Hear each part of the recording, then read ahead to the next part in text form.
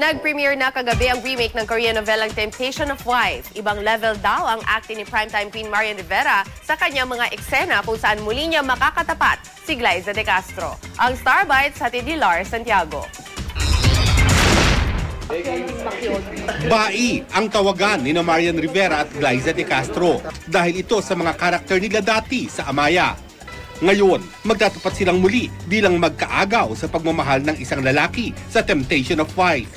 Eksplosibo kung ilarawan ni Marian at Glyza ang mga eksena nila. Pero maraming magiging twist at magiging bagong acting na hinihingi yung director namin, na hinihingi sa akin, na ibibigay ko yun sa kanila. Abangan nyo ang mga magaganap pa dahil papasabugin namin ang iyong ang inyong tahanan gabi-gabi. Pasasabugin? Yung mga magagandang eksena. Hindi rin naman pahuhuli sa drama ang dalawang leading men na sina Dennis Trillo at Rafael Rosel. Hindi rin to yung normal na na leading man na usual na nabibigay sa mga artista. Medyo dun sa original na Korean novela, may pagka-animated, may pagka-silly yung character niya. So, hindi naman namin nilayo. First time ko nagawa yun.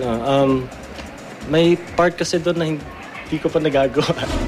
Maraming maaawa sa karakter ni Marian sa Temptation of Wife bilang Angeline na pinakasalan at pagkatapos ay pinabayaan at kinaliwa ng asawa. Lars Santiago, GMA News.